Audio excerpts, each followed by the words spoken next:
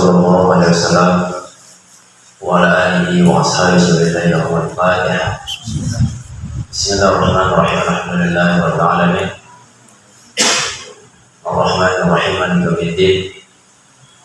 Iyyaka na'budu wa iyyaka nasta'in ihdinas siratal mustaqim siratal ladzina an'amta 'alaihim ghairil maghdubi 'alaihim waladdallin.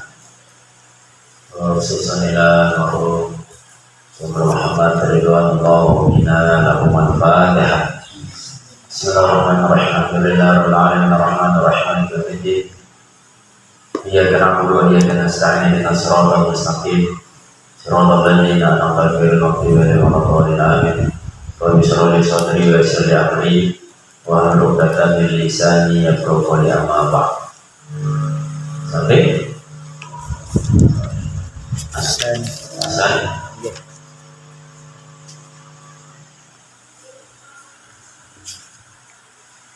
Wasan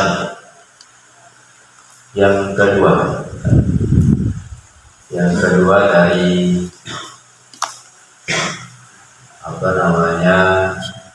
sebab-sebab kenapa isim itu disebut dengan mabni.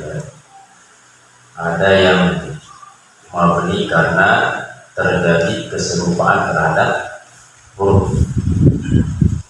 Ada yang mu'rab, ada yang mabni. Nah, tentu yang mu'rab seperti yang sudah kita bahas, yakni terjadi adanya perubahan akhir. Nah, perubahan ini karena terdapat amil. Nah, sebaliknya ada namanya mabni. Nah, mabni ini dia tidak bisa berubah terus tetap. Nah, penetapan atau mabninya suatu kalimat atau isim itu disebabkan karena 4. Nah, seperti bait yang sudah kita baca sebelumnya, kasyabahil wada'i fismai ditana wal ma'nawi fi mata wa fi huna wa kaniya batin anil fi'li bila ta'asurin wa kafki qoli usilah. Yang pertama, syabahu lahu fil wadi atau sibhul wadi. Nah, ini sebab pertama kenapa isim itu dikatakan mabni. Ada isim yang mabni. Nah, jadi keserupaan terhadap huruf. Nah, dari segi apa saja? Bi arba'ati mawadi'ah. Keserupaannya itu pada 4 tempat. Nah, yang pertama sudah kita bahas, yakni syabhul fil wad'i. Penyerupaannya dari sisi bentuknya. Karena ada kalimat isim dia serupa terhadap kalimat huruf dari sisi bentuknya. Misalkan dalam kalimat jitana. Nah, kalimat jitana itu ada di situ huruf ta dan na. Nah, ta di sini ini adalah isim. Kenapa isim? Karena ini termasuk daripada domir, statusnya menjadi fa'il. Tetapi hukumnya mabni. Kenapa mabni? Karena serupanya kalimat ta itu terhadap kalimat huruf dari sisi bentuknya. Jadi ada kalimat huruf yang jumlahnya 1, seperti bi atau lam, huruf ba atau huruf lam.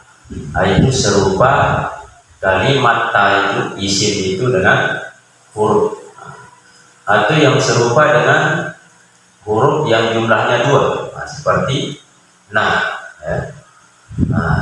ditambah dengan alif.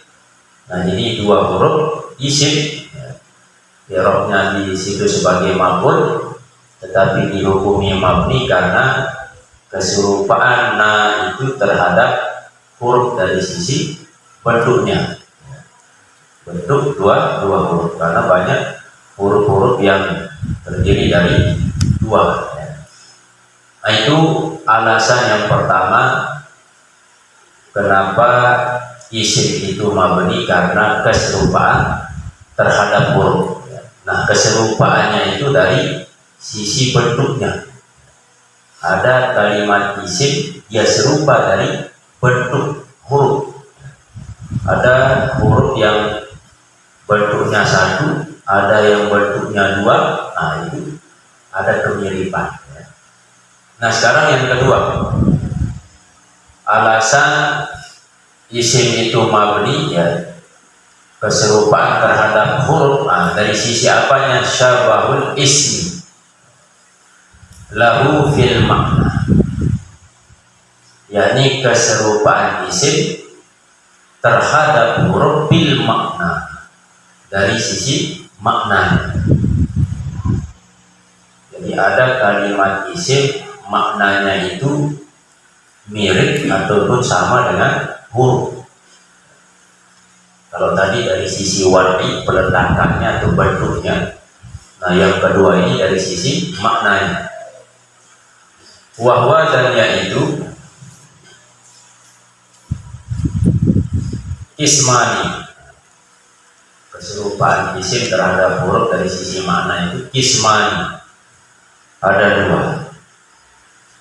Ahaduhuma, salah satu dari keduanya itu ma asbaha harfan mawjudan, yakni sesuatu atau isim, ya, yang menyerupai huruf mawjudan, yang ada. Jadi ada kalimat isim yang menyerupai huruf yang ada. Jadi hurufnya ada, mawjudan. Wasani, dan yang kedua ma asbaha harfan ghairu mawjudin, yakni isim yang serupa terhadap huruf ghairu mawjudin, yang tidak mawjud. Pamisalul awal, maka adapun contoh yang pertama, jadi contoh kalimat isim yang menyerupai huruf yang ada dari sisi maknanya. Nah, misalnya contohnya mata. Jadi orang Arab ketika dia ingin bertanya, ya, kepada seseorang, tentu dia menggunakan huruf-huruf untuk bertanya ataupun membuat suatu persyaratan, syarat. Nah, sehingga nanti ada kalimat isim yang serupa dengan huruf dari sisi makna. Misalnya maknanya di sini adalah makna istifham atau makna syarat. Nah, misalnya contoh mata, fa innaha, maka bahwasanya kalimat mata ini mabniyatun, mata ini adalah mabni li syabhiha, karena serupanya kalimat ini, yakni mata ini, al harfa, terhadap huruf. Jadi mata ini adalah isim. Nah, dari sisi apa mata ini disebut mabni? Nah, dari sisi keserupaan terhadap huruf, ya, dari sisi fil makna, pada makna. Apa maknanya? Fa inna, maka bahwasanya mata ini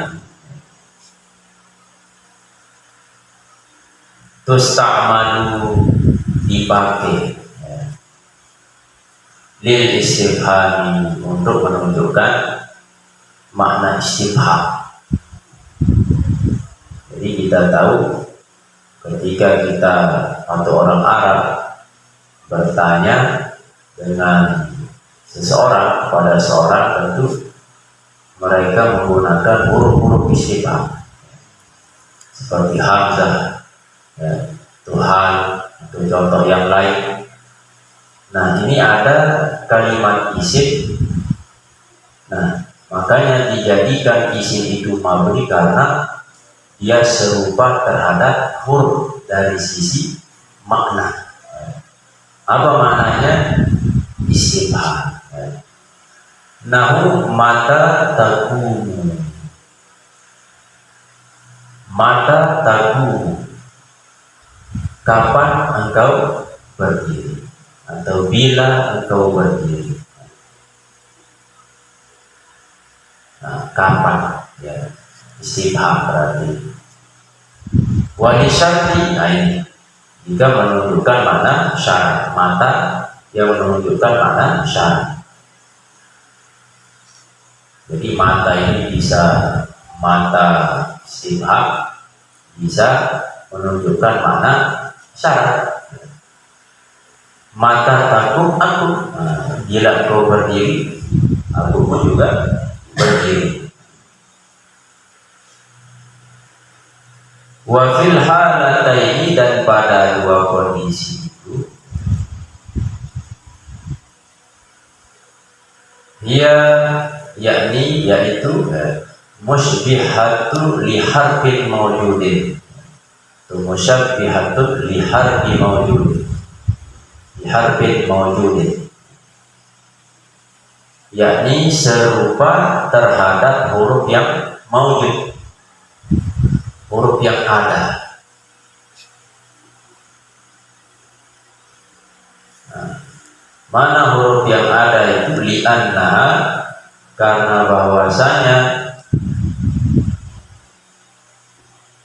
mata itu fil istifhami, di dalam istifham, kal hamzati, seperti hamzah. Nah, jadi hamzah ini huruf istifham, nah, memiliki keserupaan dengan isim, atau isim mata ini memiliki keserupaan dengan hamzah dari sisi maknanya istifham. Wa fi syarti, dan juga keserupaan di dalam makna syarat, seperti contoh in. Nah, ini huruf syarat. Nah, ada kalimat isim yang serupa maknanya, makna syarat ini, seperti in. Wa misal tsani, dan ada pun contoh yang kedua, yakni kalimat huna. Nah, ini contoh dari keserupaan isim terhadap huruf dari sisi apa? Makna yang ghairu mawjud. Nah, tadi kan dibagi dua, ya, serupa terhadap huruf yang mawjud dan huruf yang ghairu mawjud, tidak ada. Fa innaha, maka bahwasanya huna ini mabniyatun, disebut juga sebagai mabni, li syabhiha harfan, karena keserupaannya huna itu harfan terhadap huruf. Karena yang bagi adalah seharusnya ayu doa, untuk diletakkan, falam yudok, namun tidak diletakkan. Wazalika, dan yang demikian itu li'annal isyaratan, karena bahwasanya isyarat, tujuan, makna minal ma'ani, satu makna dari beberapa makna. Menggunakan maknanya di sini. Fahamuha, maka adapun haknya kalimat huna itu ayu do'alaha harfun yadullu alaiha,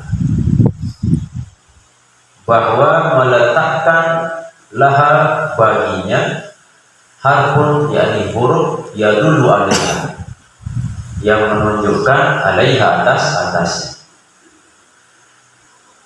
kama wada'u lin nabi, sebagaimana meletakkan mereka itu lin nabi, kepada nabi, ma walin nahi, dan untuk nahi lah, walid tamani, dan untuk tamani laita, walid taroji, dan untuk taroji yakni la'allah, wa nahwi zalika, itu contoh yang demikian bagi yang lain. Wa buniyatil asma'u al-isyarah, maka dimabnikan isim isyarah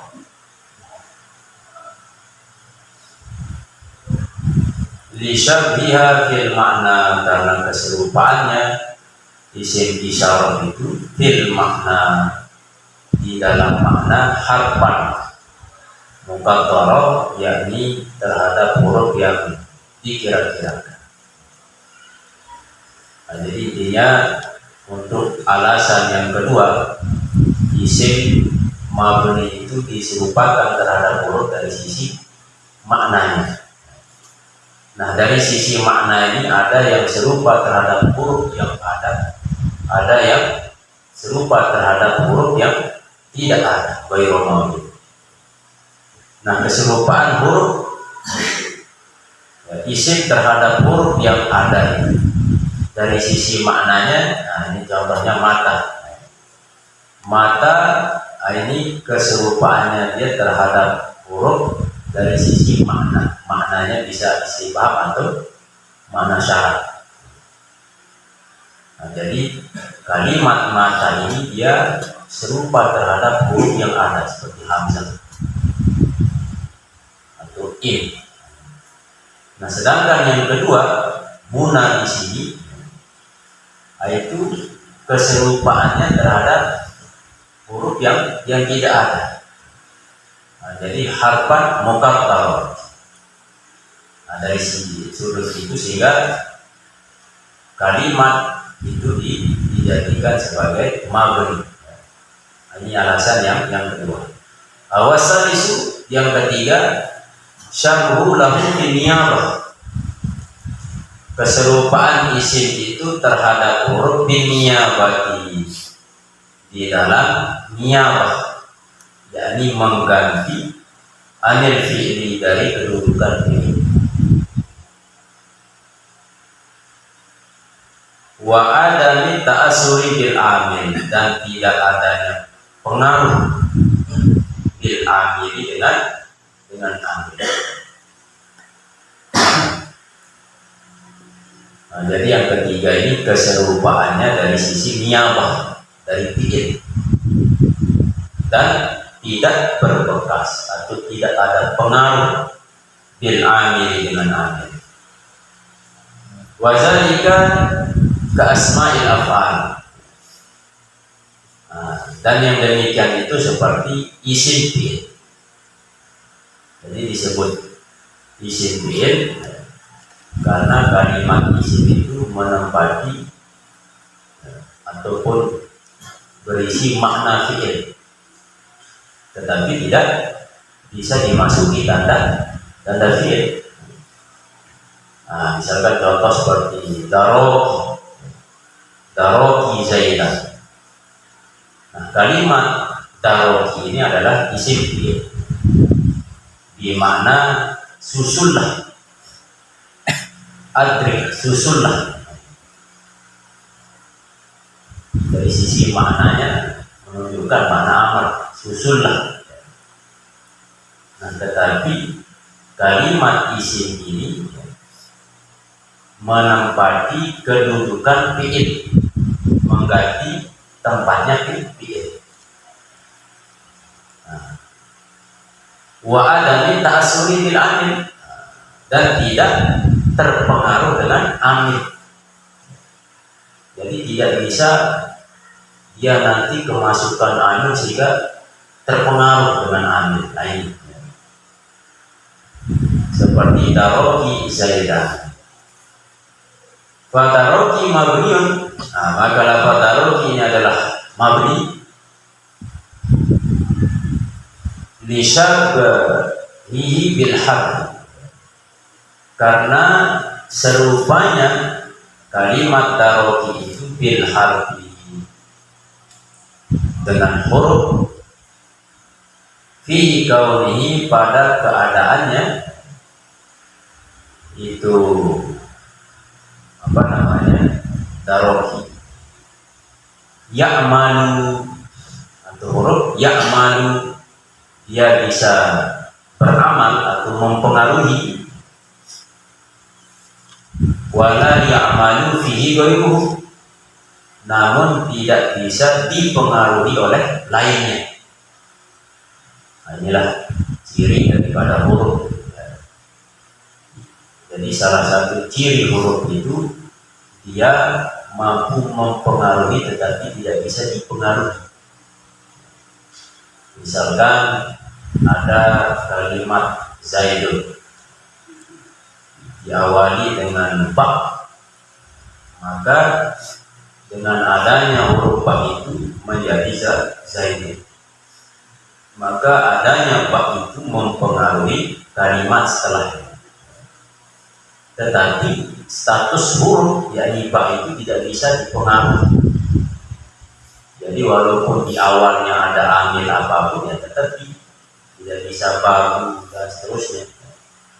Makanya dikatakan huruf itu ya sesuatu yang egois, dia saja yang dirugi, sedangkan dia tidak bisa. Nah, artinya dia saja yang ingin merubah orang, tetapi dia tidak bisa berubah. Nah, maka isim fi'il itu dia mirip, serupa dengan huruf yang apa namanya bisa mempengaruhi, tetapi dia tidak bisa dipengaruhi. Seperti contoh daroki Zaidan. Nah, dengan adanya daroki tadi ya, Zaidan ini bisa menjadi Zaidan, dipengaruhi oleh adanya daroki. Tetapi daroki ini ya tidak bisa berubah-ubah, ya, maka tetap daroki. Nah, ini namanya isim fi'il. Ya. Isim fi'il mengganti kedudukan fi'il dan serupa terhadap huruf. Fi kaunihi ya'malu wala ya'malu fihi ghairuhu. Kama anal harfa kadzalik, sebagaimana bahwasanya huruf seperti yang demikian. Wa taroza bi kaunihi, dan dikecualikan dikaulihi dengan ucapannya bila ta'assurin. Amma naba'il fi'li,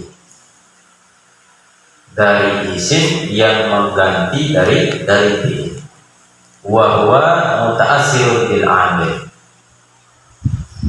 Nah, ini pengecualian. Amma naba'il fi'li, dari isim yang mengganti fi'il, dari fi'il, wa huwa muta'assirun bil amil, dan mempengaruhi bil amil dengan sebab amil. Nah, seperti contoh dorban Zaidan. Nah, dorban Zaidan ini dia berbeda dengan daroki Zaidan. Kalau tadi daroki itu dia tidak bisa terpengaruh, nah sedangkan dorban, nah ini bisa. Kenapa? Fa'innahu, maka bahwasanya dorban Zaidan itu ibun manaba idrik, yakni mengganti di tempat kalimat idrik.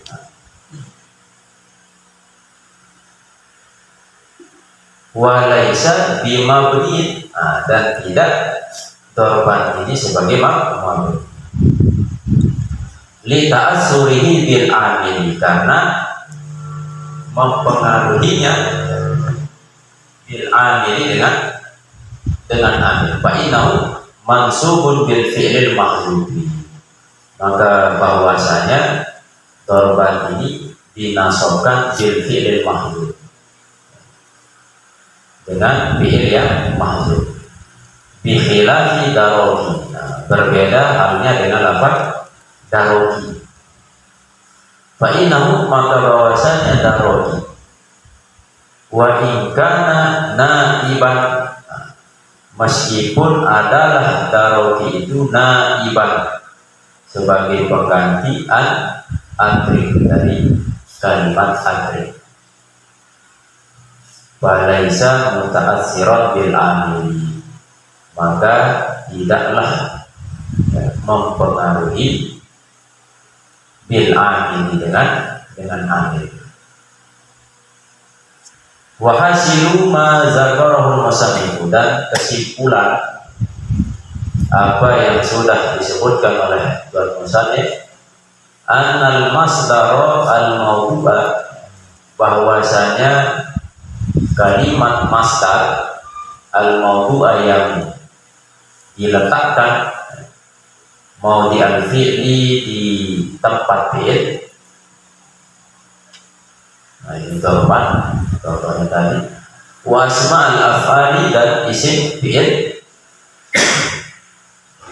Istaraka fi niyabati, bersekutu fi niyabati, di dalam niyabah, artinya mengganti mana bagi fi'li, yakni di tempat fi'il.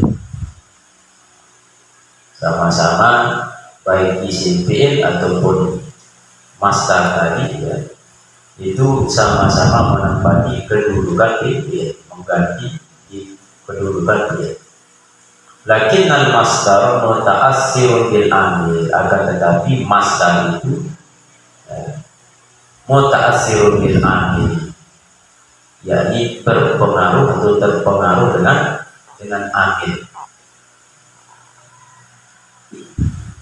Wa uriba li adami musyabahatihi al-harf, maka di i'rab yakni dorban ini karena tidak serupanya kalimat itu al-harfa akan huruf.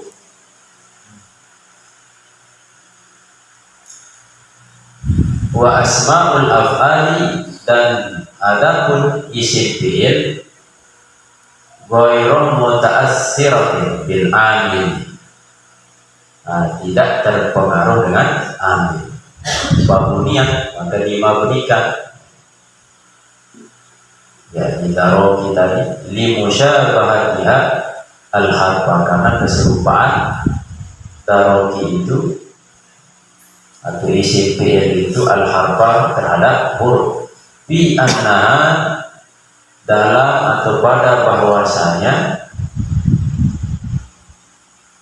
isim fi'il itu naibatun anil fi'li, ya mengganti dari fi'il, wa ghairu muta'assiratin bihi, dan tidak mempengaruhi bihi dengannya, yakni dengan amil. Wa hadzal ladzi dzakarahu al-musannifu mabniyun ala anna asma' al-af'al la mahalla laha min al-i'rab. Nah, adapun ini yang disebutkan oleh Tuan Musannif mabniyun, dimabnikan atas bahwasanya isim-isim fi'il la mahalla laha min al-i'rab, tidak menempati baginya i'rab. Wal mas'alatu khilafiyatun, adapun masalah tersebut khilafiyah, terjadi perbedaan pendapat. Ada mengatakan isim fi'il yang tidak menempati i'rab, ada yang berbeda pendapat, khilafiyah. Wa sanadhkuru zalika fi babi asma'il af'al, kita akan sebut, jelaskan yang demikian itu khusus nanti pada bab asmaul af'al, isim-isim fi'il. Ayat keempat, syabahul harfi fil iftiqa iftiqari al-lazim. Serupanya isim itu terhadap huruf fil iftiqari, di dalam al-iftiqari lazim, butuh terhadap yang lain. Jadi ada isim yang mabni disebut isim itu mabni. Alasan yang keempat karena isim itu dia butuh kepada yang lain, seperti halnya huruf. Huruf itu tidak bisa berdiri sendiri, butuh kepada yang lain. Wa ilaihi asyara biqaulihi, disyaratkan dalam ucapan al-musannif wa kam tiqari usila. Wazalika, dan seperti yang demikian itu kal asma'il mausulah, seperti isim mausul. Nahu allazi, fa innaha, maka bahwasanya allazi itu muftaqiratun, butuh bisa iri ahwaliha ila silah, pada semua kondisinya ila silah, kepada silah. Jadi tidak bisa isim mausul itu berdiri sendiri, pasti dia butuh silah. Fa'asbahatil harfa fi mulazimatil iftiqar, maka serupanya isim terhadap huruf fi mulazimatil iftiqar, pada ketergantungannya atau tetapnya terhadap kebutuhan atau butuh, kepastian dalam butuhnya, artinya butuh kepada yang lain, ibarat huruf butuh kepada kalimat lain. Bangunnya, maka dimabnikan.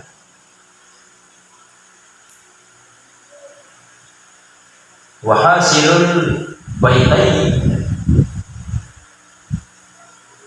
dan adapun hasil, kesimpulan dari dua bait itu, bait yang tadi kita baca, annal bina'a, bahwasanya bina yakunu fi sittati abwab, adalah bina itu mabni itu dalam pada 6 bab. Isim-isim yang mabni itu yaitu 6 al-mudmarat, isim dhamir,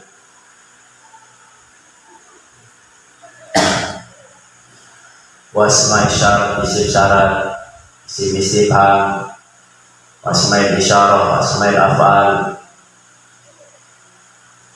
wal asma mausulah, isim-isim mausul.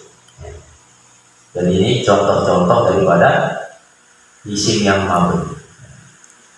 Jadi isim dilihat dari sisi bisa berubah atau tidaknya, ada yang mabni, ada yang mu'rab.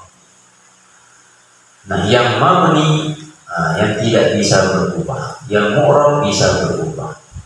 Nah, ini seperti kondisi kita, kondisi seorang. Ada seorang yang tidak berubah-ubah, sifatnya tetap tidak terpengaruh dengan kondisi. Nah, sebaliknya ada yang berubah-ubah.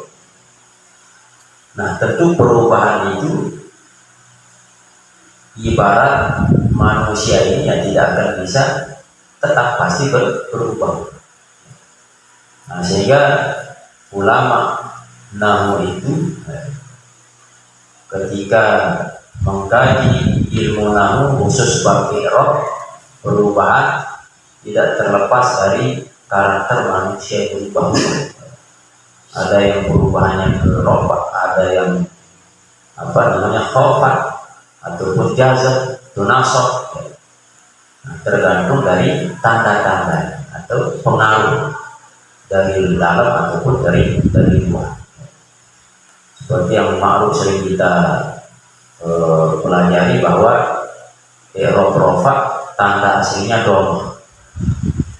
Jadi disebut rofa tinggi. Tentu untuk bisa tinggi tandanya adalah dhamma. Dia bersatu. Makanya harokat dhamma itu misalnya u, disebut u karena bibir atas dan bawah itu nempel, bertemu. Berbeda dengan fathah terbuka. Nah, sedangkan doma menyatu, bersatu, ya siapa yang bersatu maka dia akan mendapatkan derajat yang tinggi. Nah, jika ada isim-isim yang disebut isim rofa seperti mubtada, khobar, terus apa lagi fa'il dan seterusnya. Jadi mubtada sifat orang yang mengawali, jadi pemula siapapun itu pasti dia akan menjadi orang yang memiliki derajat tinggi siapapun. Misalnya penemu ini, karena dia yang pertama jadi terkenal, jadi orang hebat. Terus yang kedua fa'il, fa'il itu ya, orang yang bekerja, orang yang berbuat, orang yang bergerak, maka tentu dia termasuk orang yang menjadi derajat yang tinggi. Mubtada atau khobar yang memiliki informasi. Nah, yang kedua ada i'rab nasab, tandanya fathah. Nasab itu bekerja. Wa idza faragta fansab. Jika kau sudah selesai melakukan satu urusan, maka kerjakan urusan yang lain.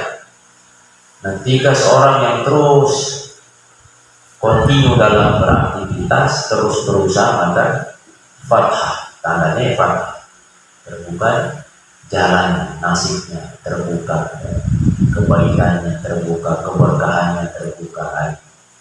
Nah, yang ketiga jazm, tandanya suku, jazm tetap ataupun kepastian. Kalau sudah kepastian ada, kita memiliki sebuah kepastian, maka tandanya sukun, tetap tenang. Sukun artinya tenang. Saking tenangnya kita anggap baris mati tenang. Nah, yang keempat khofat itu rendah. Kenapa bisa rendah? Tandanya kasroh. Kasroh itu pecah, melakukan perpecahan. Nah, itulah beberapa alasan. Jadi istilah-istilah dalam ilmu nahwu itu tentu memiliki banyak hikmah di sini. Terjadilah seperti isim mabni, tidak menjadi mu'rab yang berubah-ubah, jadilah isim yang mabni. Selalu istiqomah dalam menjalankan apa yang menjadi tugasnya. Nah, ini disebut isim mabni karena keserupaan terhadap huruf. Dari sisi apa? Sibul wadainya, dari sisi bentuknya.